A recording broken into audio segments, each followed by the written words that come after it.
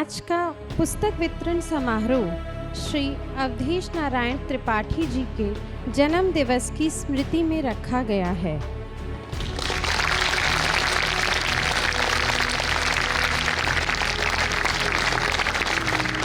मुझे पिताजी पापा छोड़ने भी जाते थे स्कूल। 2-3 बातें हैं यहाँ पर। एक, दो और 3।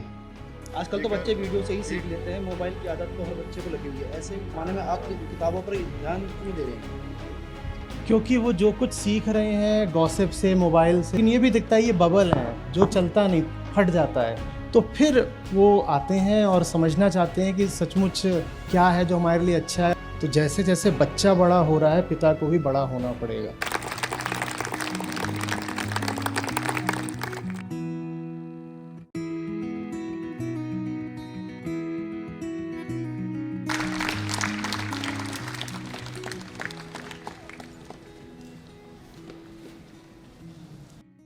Good afternoon to one and all present here.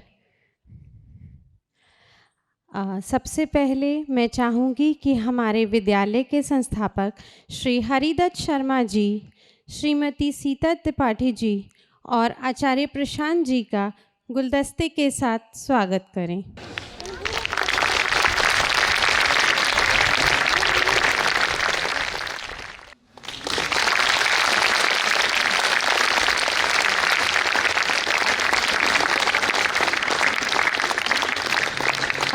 उनके भाई श्री निशांत त्रिपाठी जी का सर स्वागत करेंगे फूलों के साथ।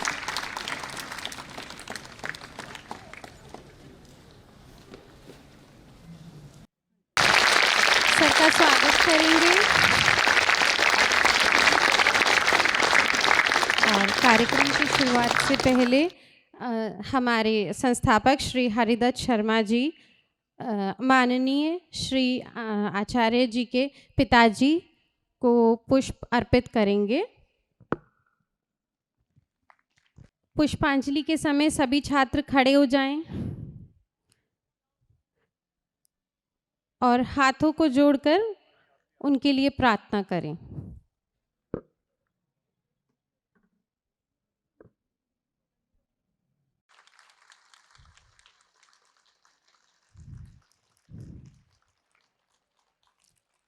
आप सभी अपना स्थान ग्रहण करें।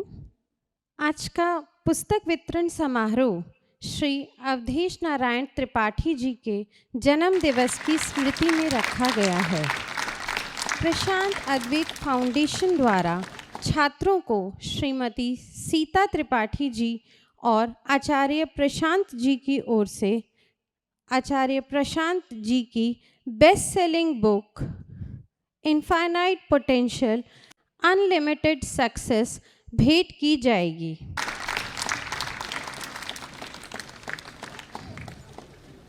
अब मैं श्री अवधेश नारायण त्रिपाठी जी, जो कि आचार्य जी के पिताजी हैं, पूजनीय पिताजी हैं, उनके बारे में 2 शब्द कहना चाहूँगी।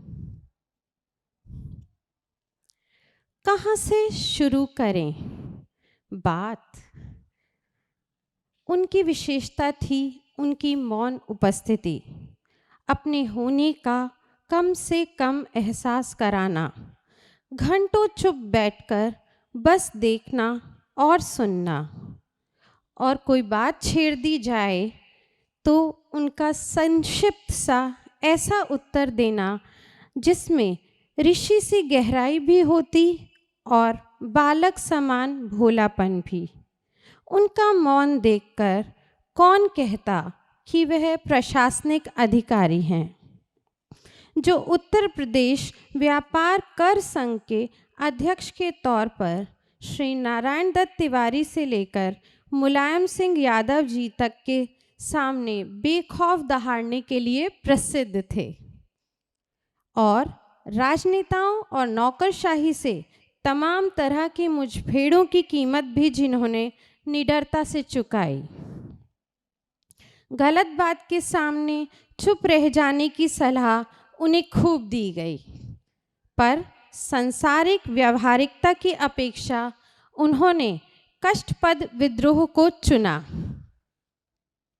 प्रशासनिक सेवा में उन्हें कभी आना ही नहीं था। बतौर छात्र उनका दिल था फिजिक्स और कविता में।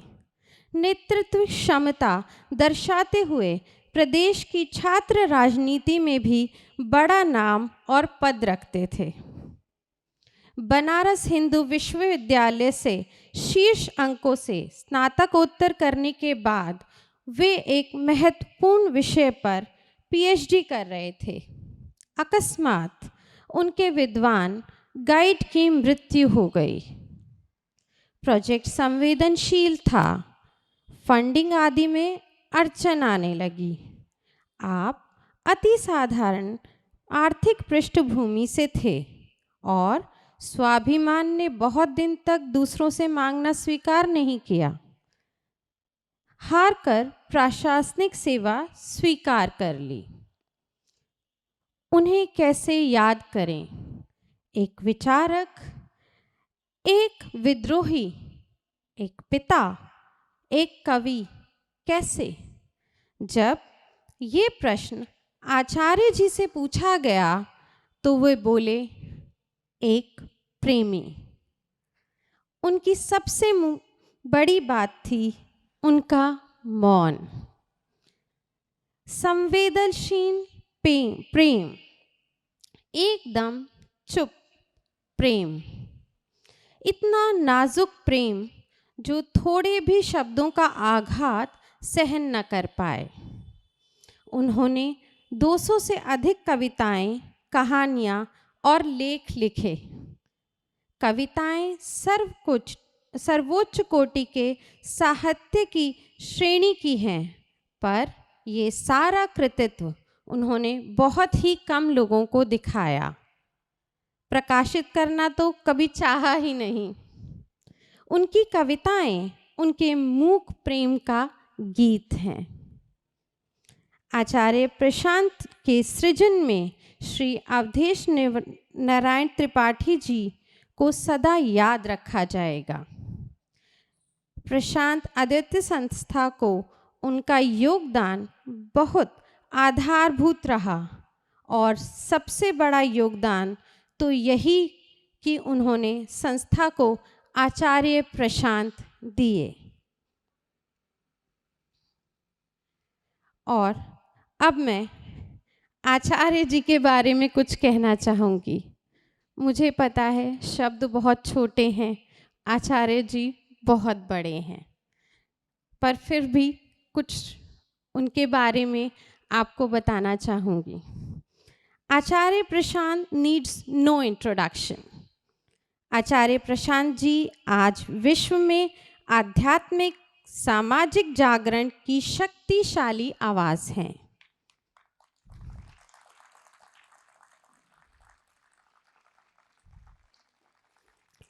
तालियां हर बात पर होनी चाहिए क्योंकि ये एक बहुत बड़ी पर्सनालिटी हमारे बीच में है। जितना आप इनके बारे में जानेंगे उतना ही कम है। जैसे समंदर को हम नहीं पहचानते, ऐसे ही आचार्य जी के बारे में बोलना भी बहुत थोड़ा होगा। वे 150 से अधिक पुस्तकों के लेखक हैं, जिनमें से कई राष्ट्रीय बेस्ट सेलिंग शीर्षक जैसे कर्म, भगवद गीता और वेदांत आदि शामिल हैं। आचार्य प्रशांत आईआईटी दिल्ली और आईआईएम अहमदाबाद के पूर्व छात्र हैं और एक पूर्व सिविल सेवा अधिकारी भी हैं।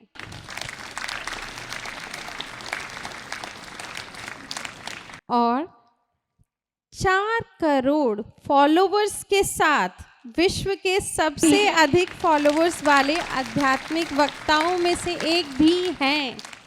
और ये हमारा सौभाग्य है कि आज हम उन्हें देख पा रहे हैं और जल्द ही सुन भी पाएंगे।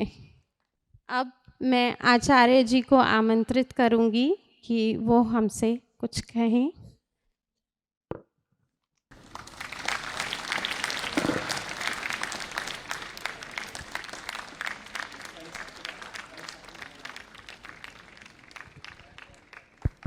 बैठिए बैठिए बैठिए।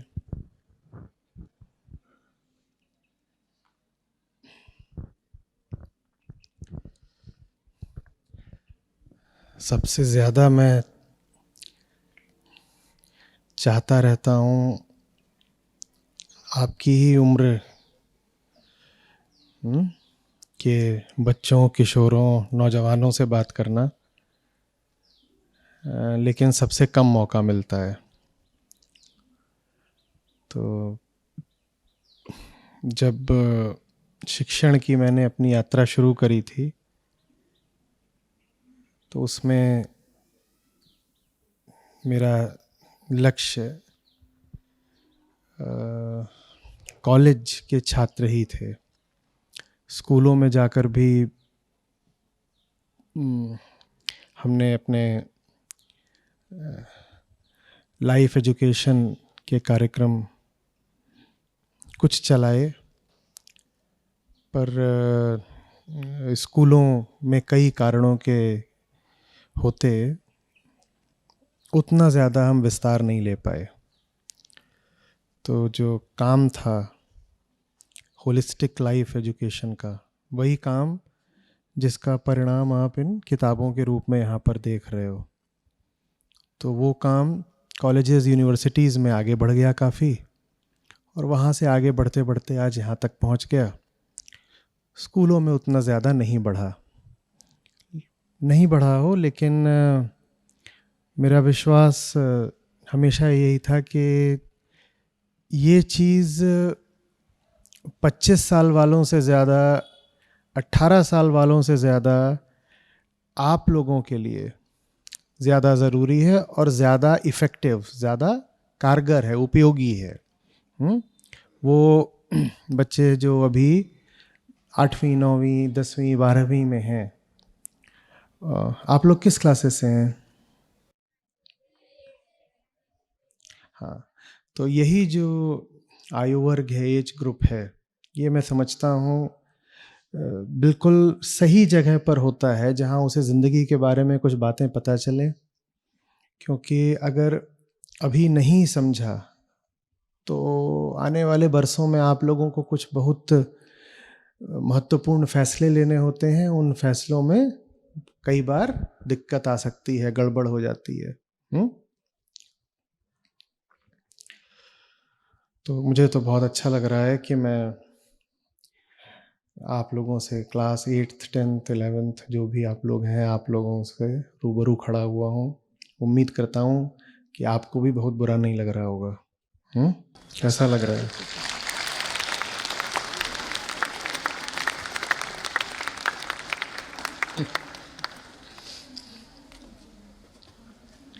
ज़िंदगी बहुत तेज़ी से उड़ती है, तो ऐसा लग रहा है बहुत साल नहीं बीते हैं, मैं भी ऐसी ही कुर्सियों पर होता था, यूनिफॉर्म पहन करके, सुबह सुबह नहा करके और टिफ़िन पैक करके। और कई बार मुझे पिताजी, पापा छोड़ने भी जाते थे स्कूल। बढ़िया, अच्छा है। तो 2-3 बातें हैं यहाँ पर। 1, 2 और 3, और तीनों में बहुत ज़बरदस्त रिश्ता है। उन्होंने इसको बहुत इज्जत दी और इससे ये तैयार हुआ है।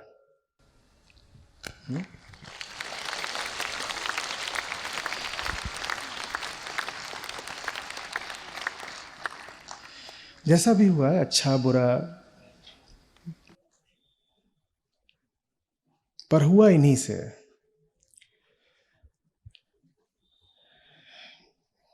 जो एक चीज़ मैं बार बार बोलता हूँ, लोग पूछते हैं कि आप जीवन शिक्षा की दिशा में कैसे आ गए। जो आपका एजुकेशनल बैकग्राउंड है और जो आपकी प्रोफेशनल पृष्ठभूमि है, उसके हिसाब से तो आपको कुछ और कर रहा होना चाहिए था, आप ये क्यों कर रहे हैं? उसकी बड़ी खास वजह ये है कि मुझे दुनिया की बहुत सारी व्यर्थ चीज़ों से बचा कर रखा गया, इंसुलेटेड रखा गया, और उन चीज़ों की जगह मुझे किताबें दी गई बचपन से ही। इस वक्त भी जो मेरा अपना कमरा है जहाँ मैं रहता हूँ, अच्छा आप लोग थोड़ा सा तुक्का लगाइए, गेस करिए उसमें कितनी किताबें होंगी? मेरे रूम में कितनी बुक्स होंगी?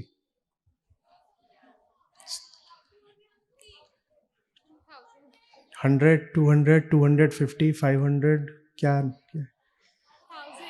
1000? मामला 1000 तक पहुंच गया, बाप रे बाप। एक रूम में 1000 बुक्स, एक रूम में 500।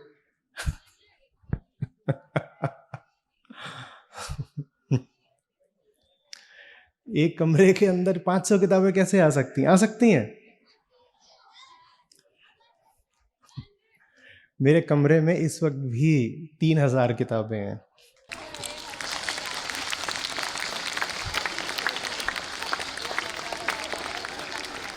और किताबों के 1, 2, 3, 4, 5 स्टैक्स मेरे कमरे के अंदर हैं।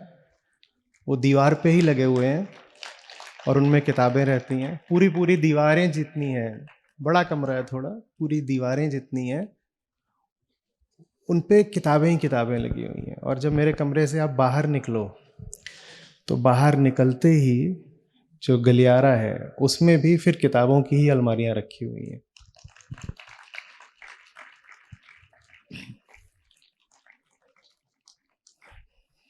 तो एक तरह से मैं बच गया, मुझे बहुत बचा के रखा गया, क्योंकि मन जो होता है ना, खास तौर पर आपकी उम्र में, वो बहुत उत्सुक होता है, क्यूरियस रहता है ना, क्योंकि अब आप बड़े हो रहे हो, आप दुनिया के बारे में जानना चाहते हो। इसीलिए तो हम इतनी सारी गॉसिप करते हैं एक दूसरे से। क्लास में टीचर्स डांटते हैं ना, you there at the back keep quiet. आपको नहीं बोल रहा हूँ, टीचर्स ऐसा बोलते हैं ना। तो हम क्लास में पीछे बैठकर या जब भी मौका मिले तो गॉसिप क्यों शुरू कर देते हैं? क्योंकि हमारे कान लगातार कुछ सुनने को आतुर हैं। कुछ बताओ, कुछ बताओ, कुछ भी बताओ, कुछ भी बताओ। और आमतौर पे हमें जो बताया जाता है वो बहुत काम का, बहुत वैल्यू का नहीं होता ना। इधर उधर की ही बहुत बहुत साधारण से और कई बार तो नुकसानदेह विषयों पर हम गॉसिप करते रह जाते हैं।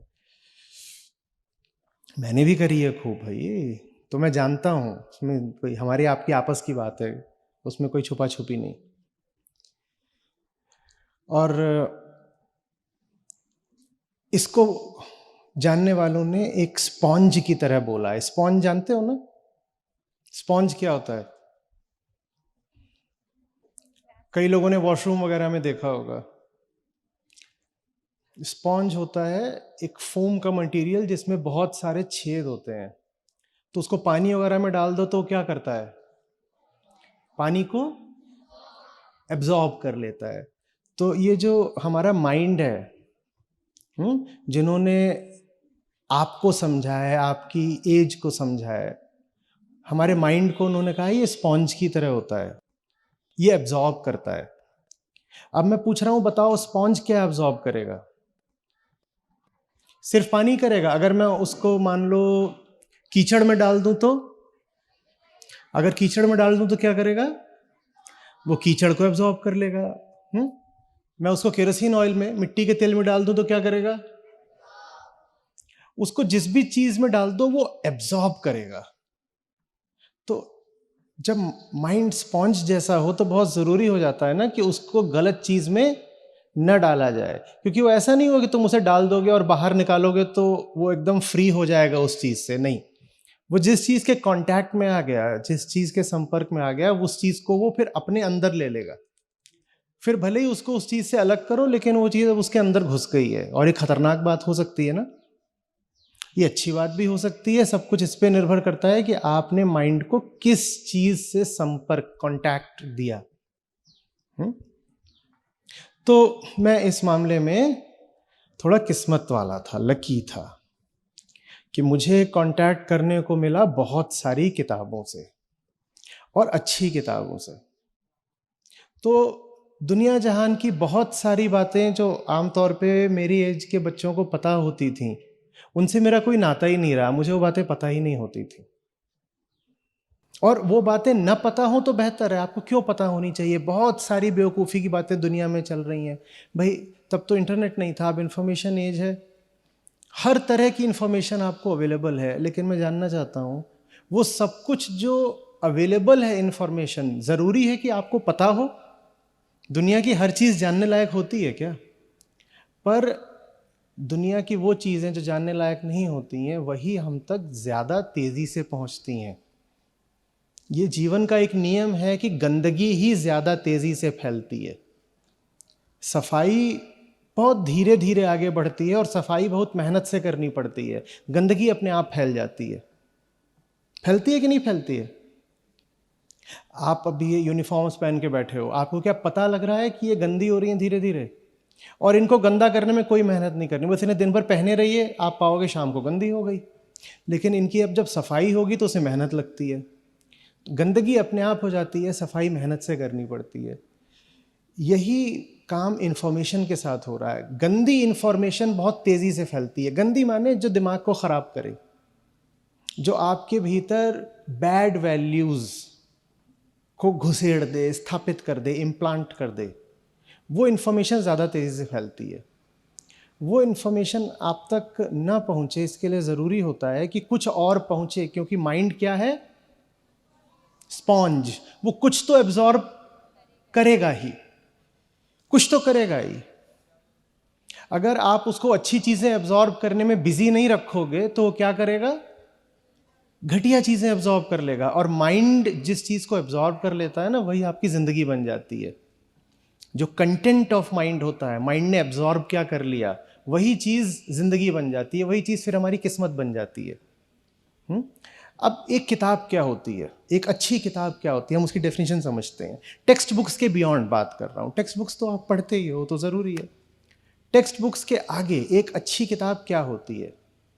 एक अच्छी किताब होती है किसी व्यक्ति ने, किसी बहुत अच्छे आदमी ने, किसी बहुत इंटरेस्टिंग आदमी ने, किसी बहुत बहादुर, बहुत मेहनती आदमी ने अपनी ज़िंदगी का जो सबसे ऊंचे से ऊंचा ज्ञान है वो निकाल करके, उसको डिस्टिल करके आपके सामने एक किताब के रूप में रख दिया है। पहली बात, हमें आमतौर पे जो लोग मिलते हैं वो क्या बहुत ऊंचे होते हैं? क्या वो ग्रेट्स होते हैं? क्या वो हिस्टोरिकली टॉप 1% को बिलोंग करते हैं? नहीं करते ना। तो आमतौर पे हम बहुत एवरेज, कॉमन, मीडियोकर, साधारण, औसत लोगों से मिला करते हैं। और अगर साधारण मीडियोकर लोगों से ही मिलते रहोगे तो स्पॉन्ज क्या एब्जॉर्ब कर लेगा? Mediocrity, commonness. आप कॉमन ही बन के जीना चाहते हो क्या? आप तो निखर के सामने आना चाहते हो ना, आप एक्स्ट्राऑर्डिनरी होना चाहते हो, आप टॉप पे जाना चाहते हो, आप आकाश, ऊंचाई छूना चाहते हो। तो हमें कॉमननेस से बहुत बच के चलना पड़ता है। कॉमननेस को जितना छुओगे वो कॉमननेस आपके अंदर उतनी घुस जाएगी। कॉमननेस से ऐसे बचना पड़ता है जैसे जहर से बचा जाता है। समझ में आ रही बात? और उससे बच नहीं पाओगे ये कह के कि नहीं नहीं नहीं नहीं, जो नॉर्मल लोग हैं, मीडियोकर लोग हैं, मैं उनसे बात नहीं करता। आपको ये करना पड़ेगा कि जो ऊंचे हैं आप उनसे बात करते हो। अब ऊंचे लोग बहुत ज़्यादा होते नहीं हैं दुनिया में। आप सोचो कि आप अगर किसी सचमुच बहुत अच्छे आदमी से मिलना चाहो तो कितनी तकलीफ आएगी? आएगी ना। पहली बात तो हो सकता है कि वो आपके 100 किलोमीटर के दायरे में रहते ही ना हो सकता है आपके 100 किलोमीटर के रेडियस में ऐसे लोग जो सचमुच वर्थ मीटिंग है, ऐसे हो ही शायद 5-10 जिंदा लोग। और अगर वो होंगे भी तो उनसे मिलना कितना मुश्किल होगा? बहुत मुश्किल होगा। अपॉइंटमेंट नहीं मिलेगा, बहुत तकलीफें, नहीं मिलेगा।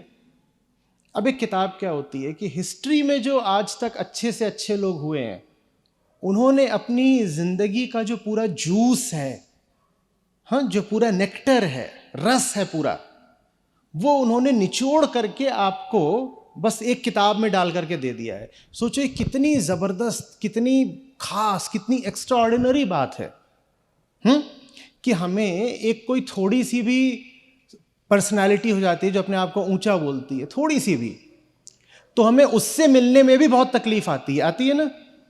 आती है कि नहीं आती है? लेकिन जो हिस्टोरिकली ग्रेट पर्सनालिटी है उससे आप ऐसे मिल सकते हो। कैसे मिल सकते हो? ऐसे। कैसे?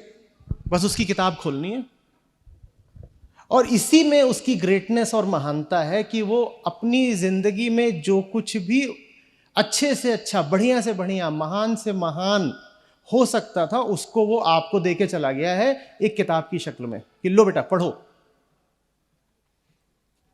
अभी तो हालत ये है कि जिनको हम सेलिब्रिटी बोलते हैं, बहुत साधारण सा कोई सेलिब्रिटी हो, मान लो बस कोई टीवी एक्टर है, या कोई लोकल लेवल पॉलिटिशियन है, उससे भी मिलने के लिए 1-1 महीने का अपॉइंटमेंट लग जाता है। लगता है कि नहीं लगता है? और कई बार तो उनके पास जाओ, बोलोगे हेलो सर, वो जवाब भी ना दें। लोगों को कहीं दिख जाते हैं, आपने देखा होगा, लोग उनके पास जाते हैं कैमरा लेकर के कि आपसे सेल्फी लेनी है, तो न्यूज़ आती है कि उन्होंने कैमरा फेंक दिया। ये सब होता है ना। और जबकि ग्रेटनेस की स्केल पर वो 100 पर शायद 30-40 होंगे बस। अगर 100 की ग्रेटनेस की स्केल लो तो ये हमारे आसपास जो सो कॉल्ड सेलिब्रिटी घूम रहे होते हैं, ये 30-40 से ऊपर के नहीं है, शायद उससे भी बहुत नीचे के। लेकिन 100 की स्केल पे जो 98 वाले, 99 वाले हैं, वो हमको बहुत आसानी से उपलब्ध हैं, रेडिली अवेलेबल हैं। कैसे रेडिली अवेलेबल हैं? कैसे रेडिली अवेलेबल हैं? बुक्स। तो फिर हमारी समझदारी हुई क्या कि जो 98 वाला हमें आसानी से अवेलेबल है, हम उसको नहीं पढ़ रहे और हम जा करके 20-30 वालों के पीछे पीछे भाग रहे हैं, दो मिला रहे हैं। ये कोई समझदारी है? तो एक बुक का मतलब बस ये नहीं होता है कि आपने जो महान है उससे रिश्ता बनाया। बुक का मतलब ये भी होता है कि जो महान नहीं है, जहां कहीं भी आप पा रहे हो कि बहुत कुछ ऐसा है जो ऐसा ही है, सस्ता। आपने कहा मुझे तो उससे रिश्ता नहीं बनाना क्योंकि मैं अभी यंग हूं, टीनेजर हूं, मेरे पास जीने के लिए पूरी जिंदगी है, और मैं किससे इन्फ्लुएंस हो जाता हूं, इससे मेरी पूरी जिंदगी तय हो जाएगी। तो इसीलिए मुझे बेवकूफ लोगों से, फालतू लोगों से, वर्थलेस लोगों से इन्फ्लुएंस नहीं होना है। समझ में आ रही है बात? इंफॉर्मेशन एज बहुत घातक है। बहुत बहुत ज्यादा वर्थलेस लोग छा गए हैं और वो आपके रोल मॉडल्स, हीरोज, इन्फ्लुएंसर्स और इंस्पिरेशंस बन गए हैं। यही वजह है कि किताबें भी बहुत क्राइसिस में चल रही हैं। आप अगर अच्छे बुक स्टोर्स पे जाओगे और वहाँ पर उनके जो मैनेजर्स हैं उनसे आप बात करोगे, वो कहते हैं कि अच्छी किताबें पिछले 10 साल में बिकना बहुत कम हो गई हैं। अच्छा लिटरेचर, ऐसा जो जिंदगी बना दे, जो एक इंसान को बिल्कुल लोहा कर दे, मजबूत कर दे, उसका सारा डर निकाल दे, कि ऐसी किताबें बिकनी बंद हो गई हैं। उसकी जगह बहुत ही सस्ता साहित्य बिक रहा है। कोई एक सोशल मीडिया का बहुत साधारण सा इन्फ्लुएंसर होगा, वो भी 10 पन्ने की किताब लिख देगा, वो किताब बेस्ट सेलिंग हो जाती है। और वो किताब लिख दे, ये भी बहुत बड़ी बात है, क्योंकि किताब लिखने की भी जरूरत नहीं, क्योंकि अब हम पढ़ते बहुत कम हैं। हम पढ़ते बहुत कम हैं क्योंकि हमारा सारा टाइम चला जाता है, पहले टीवी पर जाता था, अब टीवी पर भी नहीं जाता। आपकी जनरेशन टीवी उतना नहीं देखती है, आपकी जनरेशन मोबाइल पे ज़्यादा लगी रहती है। मुझे लगता है कि आप में से बहुतों के पास तो अपना अपना मोबाइल आ ही गया होगा। अब तक नहीं आया तो बचे हुए हो, उसमें उदास होने की बात नहीं है। अगर कुछ लोगों ने कहा ये अच्छी बात है अगर अभी नहीं आया है। Books are the way to go. पढ़ो। और पढ़ना कोई एग्जाम पास करने की बात नहीं होती है, टेक्स्ट बुक की बात नहीं होती है।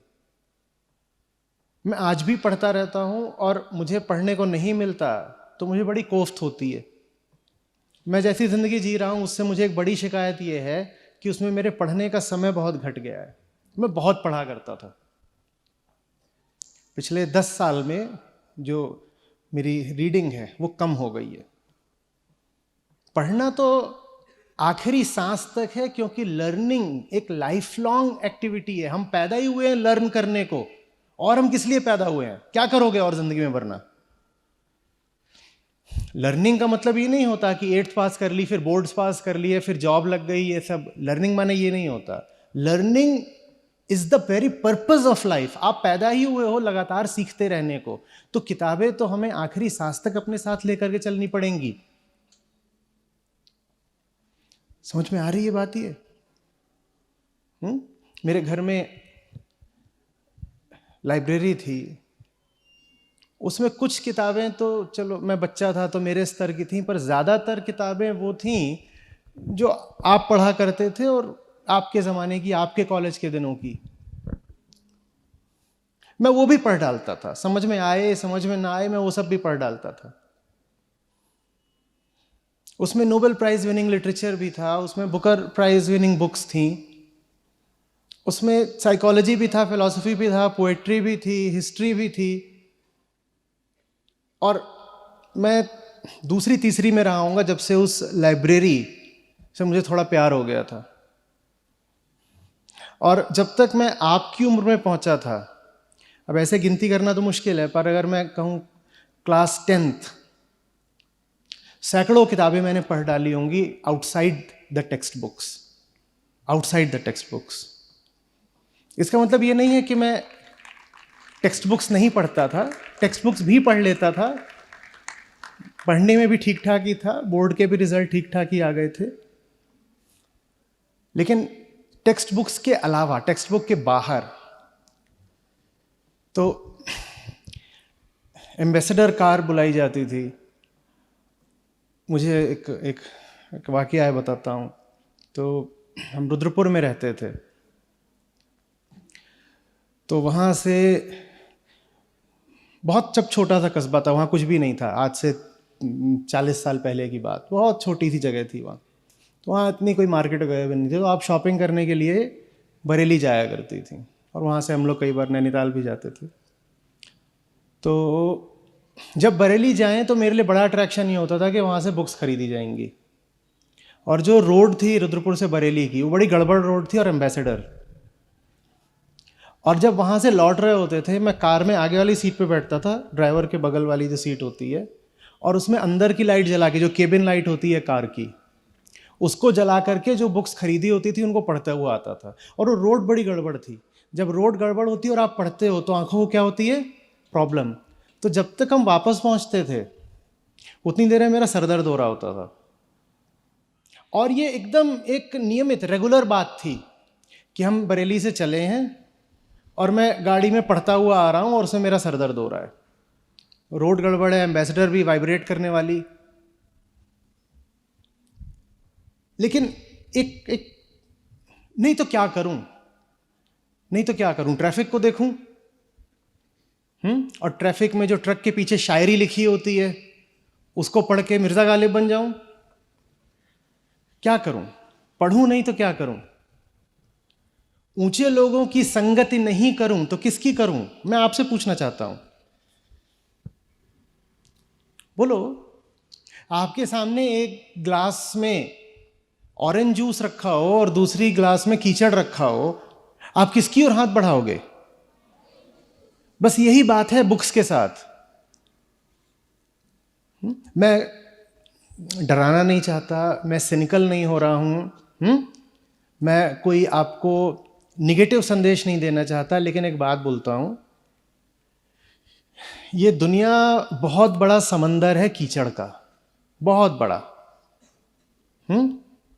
और आप अभी फिर भी बहुत पाक साफ हो, जैसे आपकी यूनिफॉर्म साफ है ना,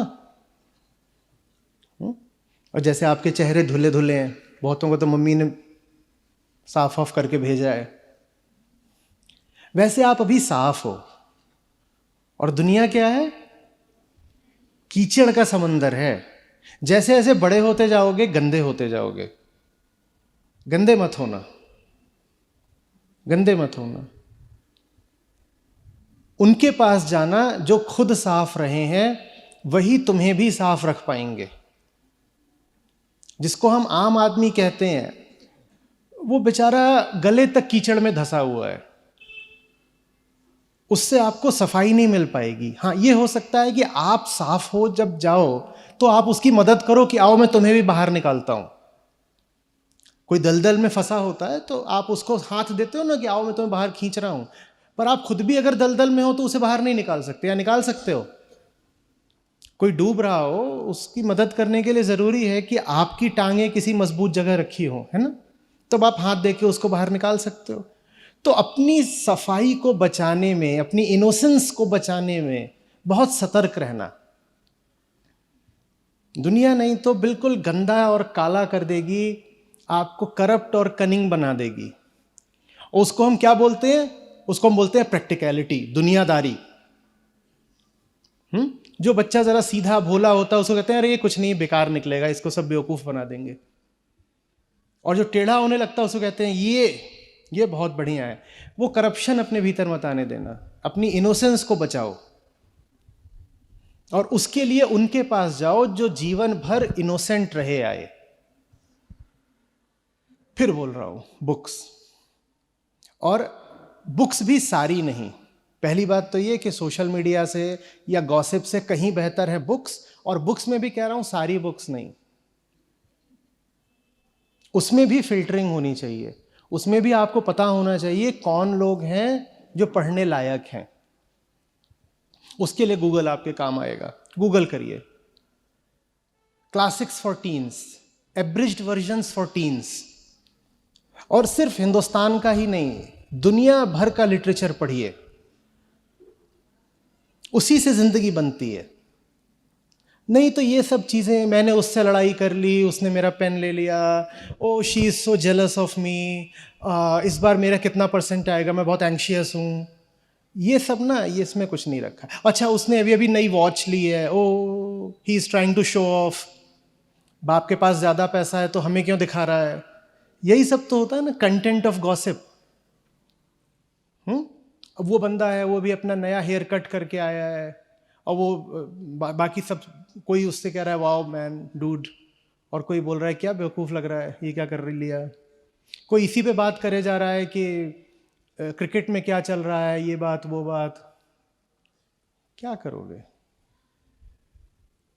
मूवी रिलीज हुई है, घंटों घंटों घंटों उसका डिसेक्शन हो रहा है, और उस पर बातें चली जा रही हैं, चली जा रही हैं, चली जा रही हैं। इसमें आपको कुछ अच्छा ऊंचा नहीं मिलता है। उसी समय पर मेरे इर्द गिर्द भी ये सब चल रहा होता था। जब मेरे इर्द गिर्द ये चल रहा होता था तो मुझे पता भी नहीं होता था, क्योंकि मैं क्या कर रहा हूं, किताब खुली हुई है और मैं उसमें घुसा हुआ हूं, और आसपास दुनिया का जो भी खेल है वो चल रहा होता था। और मालूम है, दुनिया का वो खेल भी बेहतर तभी समझ में आता है जब किताबों से रिश्ता बन जाता है। जो दुनिया के खेल में डूबे रहते हैं वो डूबे जरूर रहते हैं, लेकिन उन्हें दुनियादारी को समझ में नहीं आती है। Just because you are involved in something does not mean that you understand it. Involvement एक बात होती है, अंडरस्टैंडिंग दूसरी बात होती है। दुनिया में कितने भी इन्वॉल्व हो जाओ, उससे ये नहीं है कि समझ जाओगे कि क्या हो रहा है। समझ तो उन्हीं के पास जाकर मिलेगी जो समझदार थे। और दुनिया में समझदार कुछ मुट्ठी भर ही लोग हुए हैं। अंडरस्टैंडिंग, रियलाइजेशन, विजडम, मैच्योरिटी, ये रेयरिटीज होते हैं। ये टॉप 0.1% को बिलोंग करते हैं। ये ऐसी चीज नहीं है कि पैदा हुए हो तो समझदार तो अपने आप हो जाओगे, नहीं। आम आदमी पैदा हो जाता है, हो सकता है वो 80 साल 100 साल जिए, 80 साल 100 साल जी के मर जाता है, वो समझदार नहीं होने पाता। The same thing applies to love. ऐसा भी नहीं है कि पैदा हुए हो तो अपने आप तुम प्रेम सीख जाओगे, वो भी सब नहीं है। और धीरे धीरे आप लोग अब उस एज में आओगे जहां आपको क्रश वगैरह होना शुरू होगा। वो बहुत साधारण, बहुत मीडियोकर बात है, बहुत एनिमलिस्टिक बात है। वो लव ऐसा शब्द होता है जो जिंदगी बना भी सकता है और बहुत बुरी तरह बर्बाद कर, तबाह कर सकता है आदमी को, कहीं का ना छोड़े। वो भी क्या चीज है वो तभी समझ में आएगी जब उनसे सुनोगे जिन्होंने लव, प्रेम के सही अर्थ का अन्वेषण किया, सही मीनिंग को एक्सप्लोर किया। नहीं तो लव के नाम पे फिर आप जा करके कहाँ कीचड़ में लौट आओगे, कुछ पता नहीं। और आपको यही लगेगा, you know, does he love me, does he not. वो देखा नहीं, वो गुलाब को लेकर के करते हैं पत्तियां, ये इस स्तर का फिर प्रेम रह जाता है। और 8th 10th तक आते आते आजकल तो ये बात समझ रहे हो? मुझे यहां से देखते हुए बड़ा अच्छा लग रहा है, लाइक फ्रेश बर्ड्स बेदिंग इन सनशाइन। छोटे नन्ही कोपले हैं और आप पे अभी जाड़े की धूप पड़ रही है। आपको देख रहा हूं तो ऐसा लग रहा है जैसे भविष्य सुनहरा है।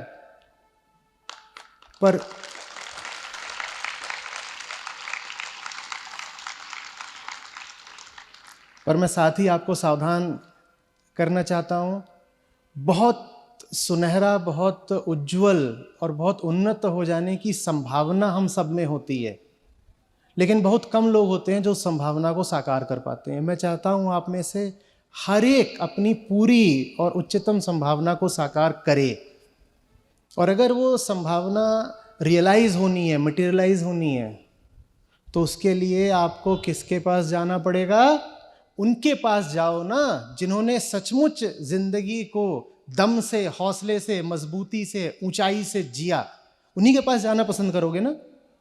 हाँ, तो उनके पास जाने का जरिया किताबें ही हैं, क्योंकि वो लोग, बहुत सारे तो अब उनमें से हैं नहीं दुनिया में। जो भी लोग वर्दी लोग दुनिया में हुए हैं, उसमें से 99% तो हिस्ट्री में हुए हैं। उनको अब कहाँ से मिलने जाओगे? और जो 1% उनमें से जिंदा हैं, वो आसानी से आमने सामने बात करने के लिए मिलते नहीं। तो उसका फिर एक ही तरीका है, किताबें किताबें किताबें। Read as much as you can. Don't try to follow the trend कि मेरे आसपास वाले सब तो ये कर रहे हैं, मैं रीडिंग क्यों करूं? जो जो करता है करे। आप कहो, I have the best company possible of the greatest man and the greatest woman possible. मैं उसके साथ हूं। दुनिया जा रही है इधर उधर, मॉल में जा रही है, मेले में जा रही है, मुझे फर्क नहीं पड़ता।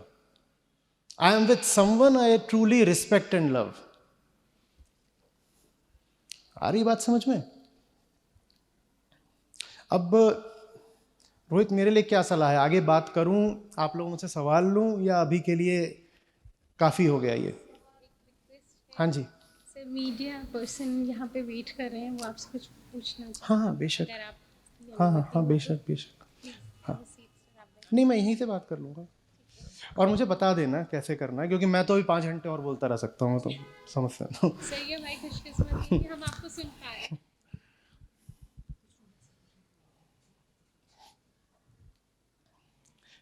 बहुत बोर किया आपको? कितने लोगों को लग रहा है कि बात थोड़ी बहुत भी समझ में आई है? चलो, जितनों ने हाथ उठाया उनमें से आधों को भी अगर आई हो तो मेरा दिन तो सार्थक हो गया। बढ़िया।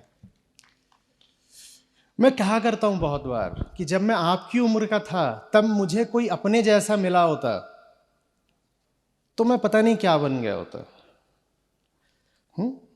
मुझे अपने जैसा कोई नहीं मिला क्लास 8th 10th 12th में, पर अगर आपको कोई मिल रहा है तो फायदा उठा लो, है ना? प्रशांत सर, ये अनलिमिटेड सक्सेस को लेकर के आपने एक किताब आज इसको लॉन्च किया है, क्या है किताब के अंदर? तो आपने पूछा कि ये जो अनलिमिटेड हमारी किताब है जो आज बच्चों को वितरित होगी, इसमें क्या है? इसमें उन सब चीज़ों को संबोधित किया गया है जो कि एक किशोर, टीनेजर या जवान व्यक्ति अपनी ज़िंदगी में ज़रूरी मानता है। और फिर हमने उनको परखा है कि सचमुच वो चीज़ें कितनी ज़रूरत और महत्व की हैं।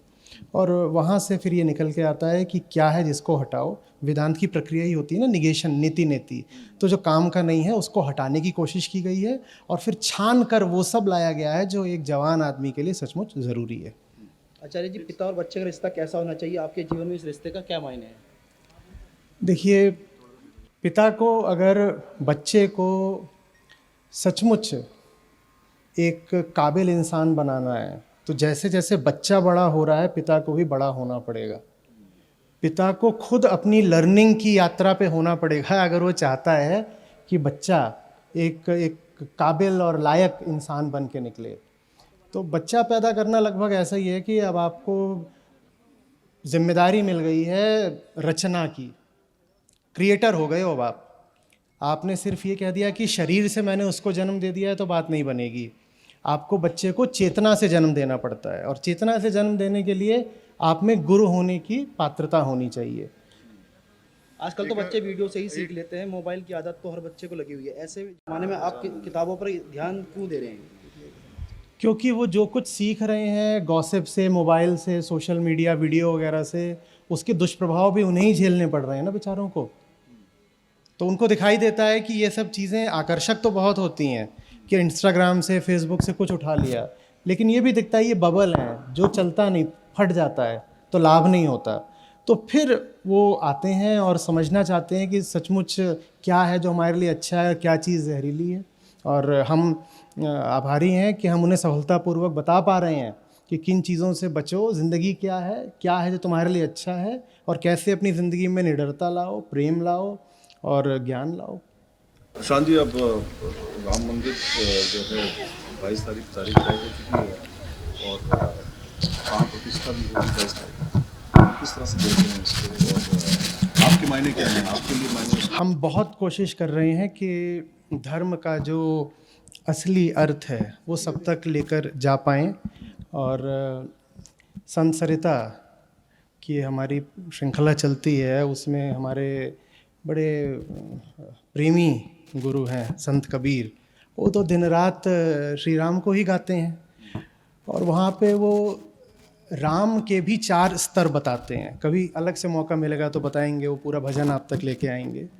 तो राम और रामत्व का जो उच्चतम स्तर है, धर्म और अध्यात्म का जो केंद्र है, मर्म है, वहाँ तक हम सबको लेकर जा पाएँ, यही तो हमारा पूरा प्रयास है। आज आपके पिताजी की स्वर्गीय जन्मदिन है, उसके उस पर भी कुछ कहना चाहेंगे आप? बच्चों को क्या सीख दी? मैं बहुत आभारी हूँ उनका कि उन्होंने कुछ भी मेरे ऊपर थोपने की कभी कोशिश नहीं की। एक साक्षी की तरह वो ज़रा सा दूर खड़े होकर के देखते रहे और मुझे बढ़ने का, पुष्पित पल्लवित होने का पूरा मौका दिया। जहाँ उनको लगा कि मुझे सलाह की या सहारे की ज़रूरत है, वहाँ उन्होंने बहुत धीरे से आगे बढ़ कर के, बहुत सूक्ष्मता से मुझे जो देना था दे दिया। वरना वो मेरी प्रतीक्षा करते थे कि मैं अगर चाहूँ तो कुछ पूछने जाऊँ तो बता देंगे। और एक बहुत उन्होंने बड़ा ऊंचा संदेश दिया है सब अभिभावकों को कि बच्चे के ऊपर अपने व्यक्तित्व को लादने की, आरोपित करने की कोई ज़रूरत नहीं है। बस ऐसा अनुकूल माहौल तैयार करो कि बच्चा अपने आप ही सुंदरता से और स्वतंत्रता से बड़ा हो पाए। नमस्कार दोस्तों, भारतवर्ष के एक ऐसे व्यक्तित्व से आपके रूबरू करा रहा हूँ जो कि मोटिवेशनल स्पीकर के साथ साथ देश और दुनिया में क्या कुछ हो रहा है और किस तरीके से अपना नज़रिया रखना है, इसको बखूबी आप जानते हैं। और यदि नहीं जानते हैं तो आप आचार्य प्रशांत जी के नज़दीक आइए और इनसे ज़रूर जान सकते हैं, सीख सकते हैं कि किस तरीके से अपनी विचारधारा को आप प्रस्तुत कर सकते हैं। सर, बहुत बहुत स्वागत है आपका राष्ट्रीय न्यूज़ में। क्या कुछ कहना चाहेंगे, क्योंकि आज जो पूरे भारतवर्ष, पूरे देश और दुनिया में आप जा रहे हैं और बहुत सारे लोग आपसे इंस्पायर हो रहे हैं, अपनी आपकी बातों को कर रहे हैं, क्या कुछ कहना चाहेंगे? मोटिवेशनल स्पीकर के तौर पर मैं लोगों से बात करता हूँ। मेरा काम है लोगों तक सच को पहुँचाना, तो वो एक आध्यात्मिक बातचीत के लिए जो लोगों से होती है, जीवन शिक्षा है जी। मोटिवेशन से वो बहुत अलग चीज़ है, गुरु के तौर पर जी, साथ ही मित्र के तौर पर, बड़े भाई के तौर पर। तो वो जीवन शिक्षा है, लाइफ एजुकेशन है जी, अलग चीज़ है मोटिवेशन से जी। और क्या कहना चाहूँगा, सक्सेस को सर किस तरीके से आंकते हैं, तो कैसा होना चाहिए सक्सेस का नज़रिया? ये पता होना चाहिए ना कि मैं कौन हूँ। उदाहरण के लिए मछली के लिए तो सक्सेस होगी उसे पानी मिल जाए, और पक्षी के लिए सक्सेस होगी उसे आकाश मिल जाए। सबके लिए सक्सेस एक चीज़ नहीं हो सकती। सक्सेस क्या है ये पता होने के लिए पहले पता हो मैं कौन हूँ, मैं मछली हूँ कि मैं पक्षी हूँ। हमें पता ही नहीं होता हम कौन हैं।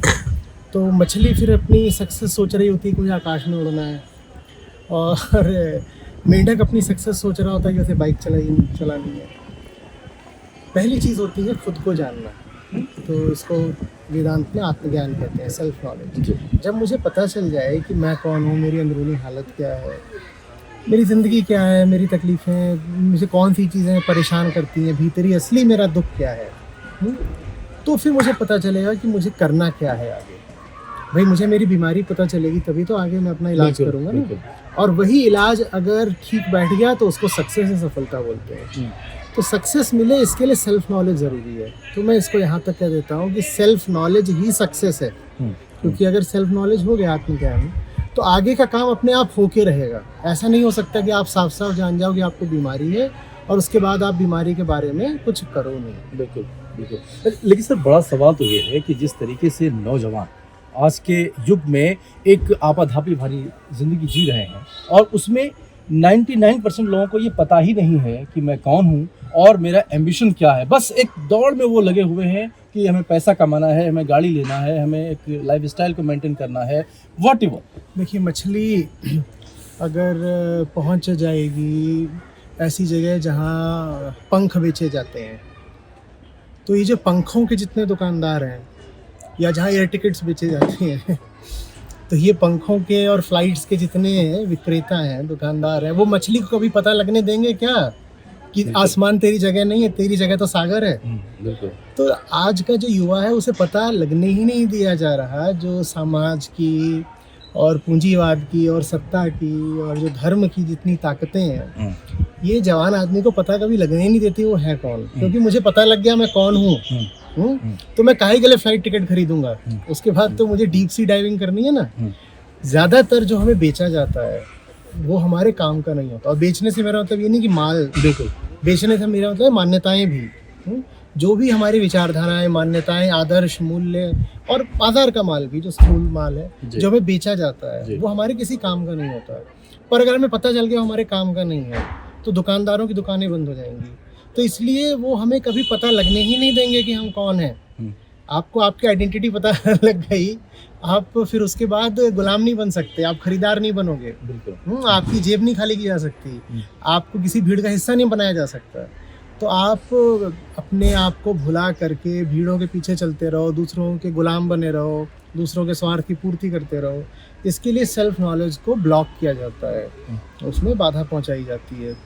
और इसीलिए बहुत ज़रूरी है कि आज हम जो काम कर रहे हैं, जो हमारा मिशन है वो आगे बढ़ता रहे। हम लोगों से पहली चीज़ पूछते हैं तुम जो बने बैठे हो तुम वो हो भी क्या। लोग कहते हैं मैं इच्छाएं कैसे पूरी करें, हम पूछते हैं तुम्हारी इच्छाएं तुम्हारी हैं क्या। लोग पूछते हैं लक्ष्यों में सफलता कैसे मिले, तुम्हारे लक्ष्य तुम्हारे हैं क्या। बिल्कुल। सुख कैसे पाएं, तुम्हारी सुख की परिभाषा तुम्हारी है क्या। तुम कहते हो हमारे दुश्मन है उन्हें हराएं कैसे, हम पूछते तुम्हें कैसे पता हो तुम्हारा दुश्मन है। तुम्हें आकर के औरों ने बोल दिया तुम्हारा दुश्मन है, तुम्हें कैसे पता फलाना तुम्हारा दोस्त है। तुम कुछ भी तो नहीं जानते, क्योंकि कुछ भी जानने के लिए ज्ञान मौलिक होना चाहिए। उसके लिए अपनी आंखें खोलनी पड़ेगी, थोड़ा अलग हट करके एकांत में खतरा उठा करके खुद को और ज़िंदगी को देखना पड़ेगा। और उस प्रक्रिया में किताबें, ग्रंथ बहुत काम आते हैं। ग्रंथों से भी हमारा नाता टूटता जा रहा है। मौजूदा दौर में प्रशांत जी जिस तरीके बस आखिरी सवाल, तो मौजूदा दौर में जो ये धर्म युद्ध एक चल रहा है, आप चारों तरफ आप देख लीजिए, चाहे वो राजनीति हो और धार्मिक मान्यताएं जितनी भी हैं, जिस तरीके से आज के युग में अभी प्रबल तौर पे उभर करके सामने आ रहा है, ऐसे में लोग बड़े अचंभित हैं। क्योंकि बहुत सारे कथाकार भी ऐसे हैं, बहुत सारे ऐसे धर्मगुरु भी हैं जो कि अलग अलग रास्ता, अलग अलग धर्म उनको अपनाते हैं, लेकिन वो संतुष्टि नहीं पा पा रहे हैं। देखिए धर्म युद्ध तो बड़ी अच्छी चीज़ होती है। गीता में तो श्री कृष्ण अर्जुन को प्रेरित कर ही रहे हैं, युद्धस्व, संघर्ष करो, युद्ध करो, जो भी हो जाए, चाहे अपनों का ही खून बहाना पड़े, चाहे अपना प्राण त्यागना पड़े, पीछे मत हटना। धर्म युद्ध तो बहुत ऊंची बात होती है। पर कहीं धर्म युद्ध हो तो सही। यहाँ जो ज़्यादातर हमें देखने को मिल रहा है पूरी दुनिया में और भारत में, वो धर्म युद्ध नहीं है। उनमें अधिकांशतः ये है कि दोनों ही पक्ष जो एक दूसरे से भिड़ रहे हैं वो दोनों ही अज्ञान में डूबे हुए हैं, दोनों को ही धर्म का कुछ विशेष पता है नहीं। अगर ऐसा हो पाए कि किसी को धर्म का पता चल गया और फिर वो पूरी दुनिया में प्रकाश फैलाने निकला है, तब उसे धर्म युद्ध कहते हैं। उदाहरण के लिए आचार्य शंकर, आदि शंकराचार्य, उन्होंने धर्म युद्ध करा था। गौतम बुद्ध ने धर्म युद्ध करा था। आप संत काल में जाएं तो संत कबीर ने, गुरुदेव नानक ने, इन लोगों ने धर्म युद्ध करे थे। आधुनिक काल में अगर आप आएंगे तो जितने भी समाज सुधारक थे उन्होंने धर्म युद्ध लड़े हैं। गांधी, अंबेडकर, राय, ज्योतिबा फुले, आपको स्वामी विवेकानंद को भी उसी श्रेणी में रखना होगा। इन लोगों ने धर्म युद्ध लड़े हैं, रमण महर्षि उन्होंने धर्म युद्ध लड़े हैं। अभी तो जो हम देख रहे हैं वो तो भीड़ युद्ध है, एक भीड़ दूसरी भीड़ से आके भिड़ गई है, उसमें धर्म है कहाँ? काश कि कहीं धर्म देखने को मिले। युवाओं के लिए एक संक्षिप्त संदेश देती sir. Just a moment. It's a very important topic. युवाओं के लिए यही संदेश है कि एक ही जिंदगी है, उसको अपनी दृष्टि से जियो, अपनी मौलिकता से जियो, डरना मत और जीवन को व्यर्थ यूं ही भीड़ के पीछे गंवाना। Thank you sir, thank you. धन्यवाद। और अब सर हमारे प्यारे प्यारे बच्चों से कुछ सवाल लेना चाहते हैं। आपने उनकी इतनी सारी बातें सुनी तो कुछ सवाल आपके मन में भी होंगे, तो आप में से कोई आगे आना चाहता है? कोई सवाल आपके मन में? बोलिए बेटा। Sir, I am Pragya from 6th A. So I want to ask you that from where you got the inspiration to read so many books. Welcome, Pragya. And very beautiful and pertinent question. Nice. So how did I get the inspiration to read books? Books were introduced to me. Very interesting. Great books were introduced.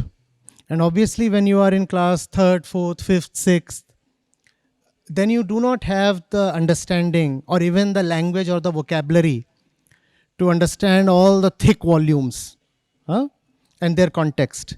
So what was given to me were the abridged versions. So I was exposed to them, and then in a very natural way I took to them. I fell in love with books, and that's the greatest thing you can fall in love with. Books, the right kind of books, obviously. So you see, I then needed someone to expose me to those books. My father was there at home and my teachers were there at school. For you all, it's even easier. You have the power of the internet. If you just sit down and search for even 1 hour, you will get to know the books that you need to read at your age, your stage. And then go get those books. You don't even need to search for bookshops. There is Amazon. There's Amazon. And once you get a taste of it, the high spirit, the great kind of the great kind of literature, once you get a taste of it, then you forget all the nonsense that does not even appeal to you. You don't find it attractive anymore. You just want more and more books. And by being a lover of books, I do not mean at all that you should be a bookworm. You should be very active in co-curriculars and sports. And you should be keeping abreast with the affairs of the world. You should be reading the newspapers. So these things should be there, but the books lie at the core of your development. So gather as many books as you can and spend a lot of time reading them. Thank you, sir. I want to ask one more question from you. Why not? That personally, which books are your favorites to read? Today or then? Sir, at then.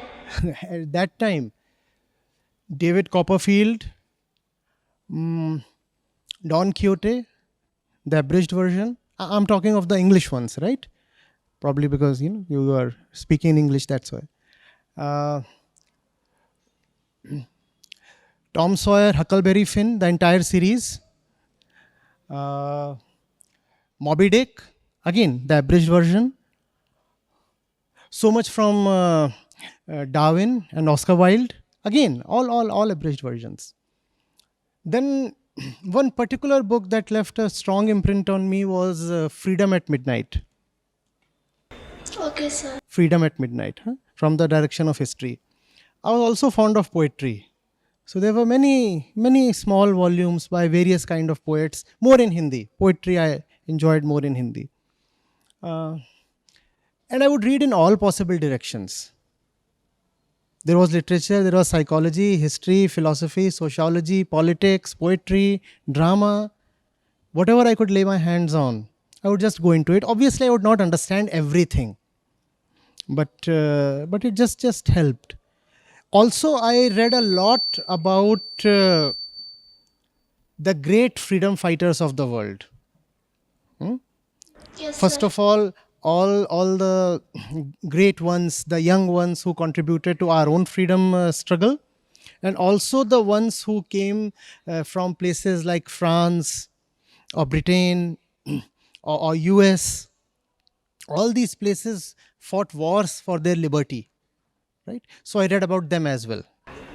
Okay, sir. So Thank you, these- sir. yeah. And you should also read about the great women of the world in the field of science, in the field of politics, in the field of literature, in the field of spirituality, religion. You should be reading about them. And one particular young girl who impressed me a lot, and you are going to find out her name, was a teenager who led the French in their uprising against the invading army, and she was burnt alive. Huh? Yeah, you're going to find out about her, and once you find out about her, you will be won over by her. And that's the power. And you'll see that she's not even a full-grown woman. The difference between your age and hers would be just a few years. And yet she was leading all the grown-ups. And she paid the maximum price possible. Right? So you come across such inspirational figures. And when you come across such figures, life does not remain the same anymore. You want to rise above the everyday mediocrity. You say, I do not belong to all this. I am born to rise high and shine. And there have been great inspirations who have risen so high, right up to the sky, and they have shown. And I too can do the same. Okay? Okay, sir. Thank you, sir. Welcome. Good afternoon, sir. I'm Divyansh from 7B of Vidyabal Senior Secondary School, Vasundhara. And sir, I have to ask a doubt that you said books are very important for us and basically good books. So sir, how do we identify which books are better for us and which books are not made for us? See, luckily that job has already been done for you. A point comes when you develop your own discretion. You say, I am able to identify on my own the genre I like, the authors I admire, but that comes a little later with some experience and practice. Before that, with some surety, you can rely on what the good websites tell you. So if you go and just search, great books to read for a 12-year-old or 14-year-old or 16-year-old, you will get all the information. And you will get long lists. And you can get those books and explore them. Some of them you won't like, but some of them would be absolutely fascinating. And then you can proceed from there. Oh, these are the books I like. So these are the authors that I like. Which are the authors similar to these ones? This particular genre I like. So which are the other books in this genre? This author I like. So which are the other books by the same author? And then you proceed that way. Okay? And you can also obviously take the guidance of your teachers and the other people you think of as knowledgeable.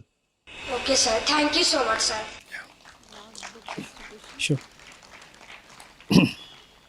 और अब मैं sir की माता जी श्रीमती सीता त्रिपाठी जी से request करूंगी कि वो बच्चों को अपने हाथ से सर की बुक्स दें और आज आप अपनी ज़िंदगी में एक बहुत बड़ा खजाना लेके जा रहे हो सकता खजाने की चाबी भी।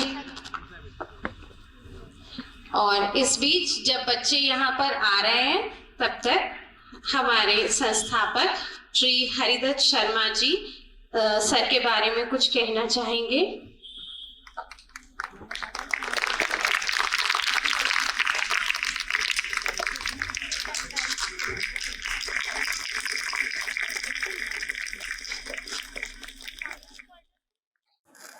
परम श्रद्धेय श्री श्रीमती सीता त्रिपाठी जी,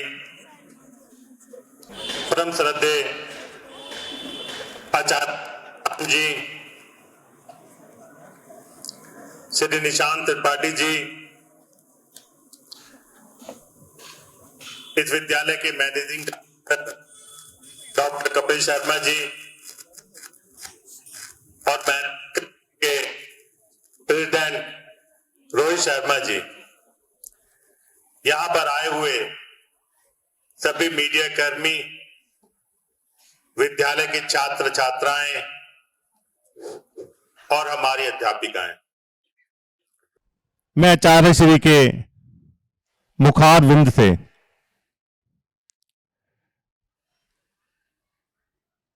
अद्वैतवाद के बारे में कई दिनों से उनके व्याख्यान को सुन रहा था। कल भी मैंने यू न्यूज के संस्थापक चंद्रा जी का और उनका इंटरव्यू देखा।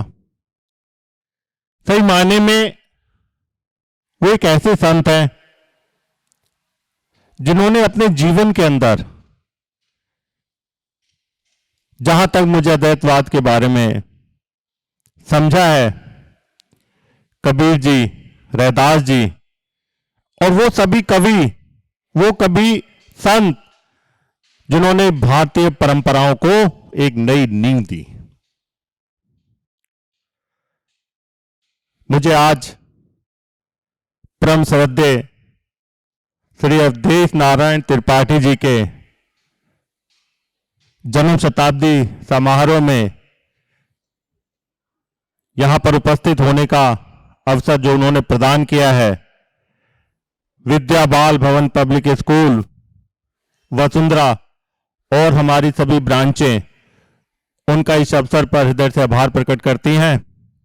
मैं आपसे आग्रह करना चाहता हूं कि एक बार फिर से हम सभी दोबारा मिलेंगे, इसी आशा और विश्वास के साथ में मैं आपको बहुत बहुत धन्यवाद देना चाहता हूं और एक बार बच्चों से कहना चाहता हूं, जैसा कि हम विद्यालय में एकत्रित हैं, जोर से बोलेंगे जय हिंद, जय हिंद, जय हिंद। धन्यवाद। आज हम स्टूडेंट करेंगे। आप कहाँ से आए, किस क्लास के हैं आप? Actually, the students of high school are very mean for knowledge. They love to converse. So this book is for the library of my school. After this. हमारे बच्चे यामी, मैं जर्नलिस्ट हूँ सर। क्या कैसे लिखते हैं उनका नाम? YAMI।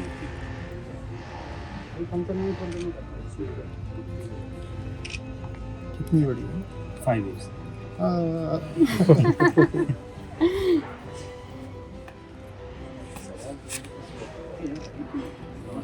एक सर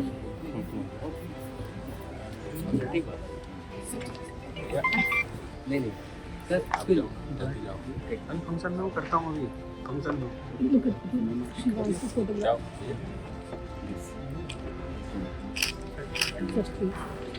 एक हमारी स्कूल की लाइब्रेरी के लिए, this is for my school and for this library सबसे समझा दिया।